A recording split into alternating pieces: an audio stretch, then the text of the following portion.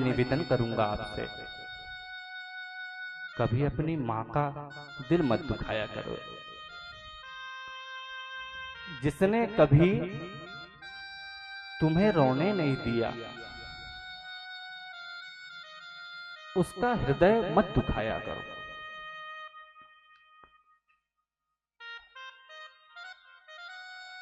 सागर से ज्यादा गहरी है माँ, किंतु सागर जैसी खारी नहीं। पवन से ज्यादा गतिशील है माँ, किंतु पवन जैसी चंचल नहीं। बंधुओं, माँ तो सिर्फ माँ होती है। माँ तो सिर्फ माँ होती है, माँ की उपमा नहीं होती है। और सच कहूं, बड़ी किस्मत वाले वो होते हैं जिनकी माँ होती है। सच बोल रहा हूं, जिनके जीवन में माँ है, उनका जीवन ही अलग है। मायके की शोभा है, घर की शोभा है माँ।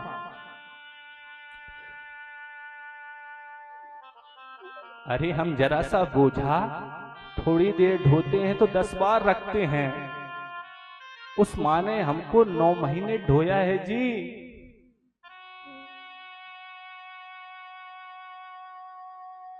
और सारा काम भी किया करती हैं, सारी जिम्मेदारी भी किया करती हैं।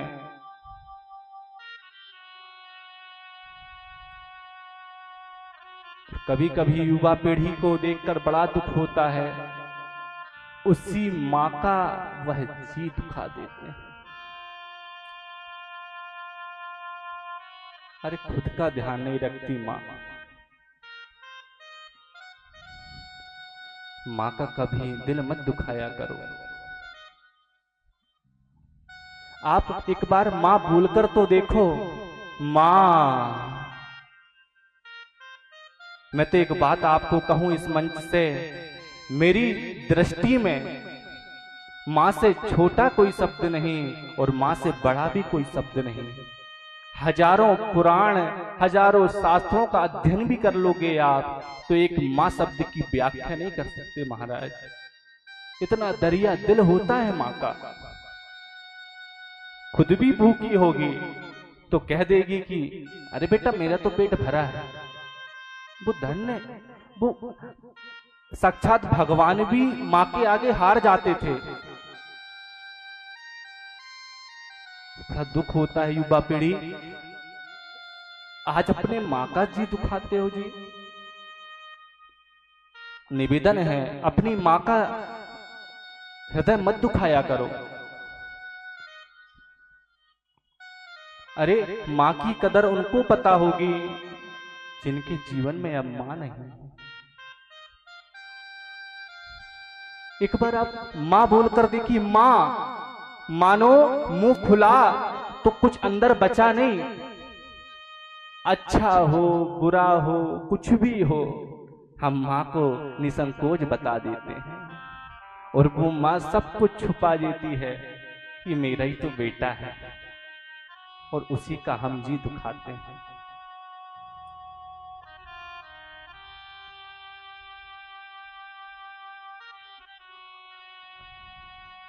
एक जगह कथा चल रही थी, एक अम्मा जी मिलने आई।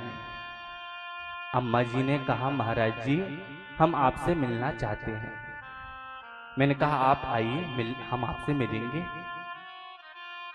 अम्मा जी आई और गोपाल जी के चरणों पर गिर गईं। कहा महाराज जी, मैंने कहा आपकी क्या इच्छा है? कोई पैसों की तंगी है, कोई और कोई इच्छा क्या है? ध्यान दीजिएगा उस अम्मा ने क्या कहा है। अम्मा ने कहा, महाराज जी ये मेरा बेटा है। अम्मा जी बेटे को लेकर आई थी।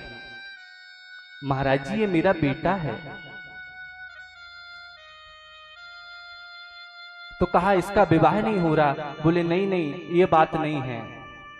बोले इसकी नौकरी नहीं लग रही। बोले नहीं नहीं ये, मैंने कहा, तो उन्होंने कहा नहीं नहीं ये बात नहीं है।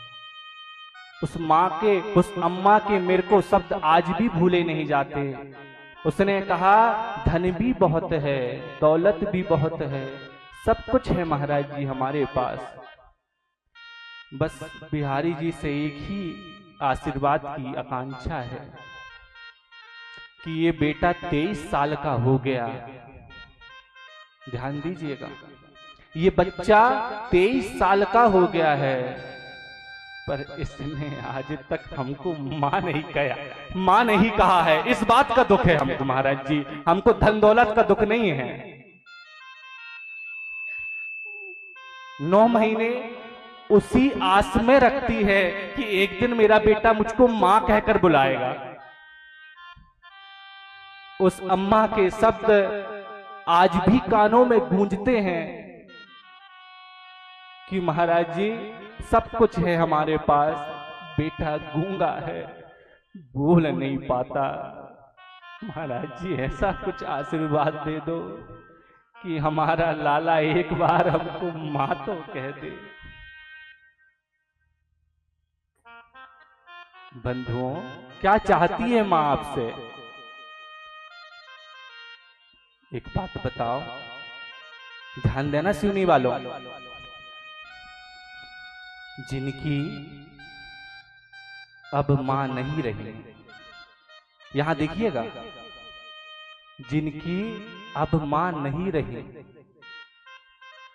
आपको अपनी मां की याद नहीं आती? सच बताना, नहीं आती? दीदी लोग जब मायके जाते हो तो अगर आपकी मां नहीं है तो मां की याद नहीं आती?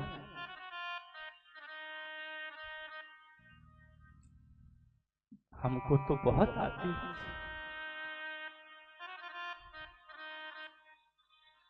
मैं आपको बताऊं, मां की याद कब आती है? जब बहुत अच्छा भोजन ना मिल पाए तब मां की याद आती है। जब बहुत अच्छा पहनने को ना मिल पाए तब मां की याद आती है। मैं सच बताऊं आपको, मां की याद कब आती है? जब आप बहुत कोई दर्द से परेशान हो, जब आपके सिर में बहुत दर्द हो। मैं आपको सच बता रहा हूं, आत्मा की बात। न जाने कौन से बाम लगा लेना, विक्स लगा लेना, सर दर्द दूर नहीं होगा। उस समय मां की याद आती है कि जब मां थी और मां आकर कहती थी बेटा क्या हुआ, और हम कहते थे मां सिर में दर्द हो रहा था। न जाने मां की हाथों में कौन सा जादू रहा होगा, जरा सा सिर में हाथ क्या फेर देती थी, सिर दर्द ठीक हो जाता था। आपको आती क्या नहीं आती? मां की याद हमें बहुत आती है। ऐसी कोई इतने बड़े बड़े वैज्ञानिक हुए, पर जो मां के हाथ में जो दवाई थी सिर दर्द की, हर दर्द की, वो दवाई आज भी कहीं नहीं बनी। मां का दिल मत दुखाया करो। और बड़ा दुख होता है जिस मां ने जन्म दिया, उस मां को हम वृद्धावस्था में वृद्धाश्रमों में छोड़कर आ जाते हैं। एक दृष्टांत प्रभाव पर एक सुंदर कथा को जब मैंने सुना तो आंसू रुक नहीं पा रहे थे। महाराज उस पर एक छोटी सी कथा लिखी थी। एक पुत्र था, पुत्र ने क्या किया, मां को जो है वृद्धावस्था में वृद्धाश्रम में छोड़कर आ गया और अपना नंबर दे दिया कि अगर कोई दिक्कत होगी तो बताना। बार बार वहां का जो संचालक था पूछता, मैया अपने पुत्र से कोई बात करनी है क्या, कोई चीज मंगवानी है क्या? तो वो मैया कहती लगाओ ना फोन। तो जैसे ही फोन लगाती तो माँ सिर्फ यही बस पूछती, बेटा तू कैसा है? वो कहता माँ मैं ठीक हूं, और फोन काट देती मैया। धीरे धीरे समय व्यतीत हुआ। माँ ने वृद्धाश्रम में रही पर कभी किसी चीज की मांग नहीं की, किसी भी चीज की मांग नहीं की। जब वृद्धावस्था, जब निकट मृत्यु आ गई, मृत्यु का समय निकट आया, तो उस माँ ने कहा संचालक को कि आप मेरे पुत्र को फोन लगा दो, मैं पुत्र से मिलना चाहती हूं। संचालक ने फोन लगाया, पुत्र ने कहा मैं आ रहा हूं।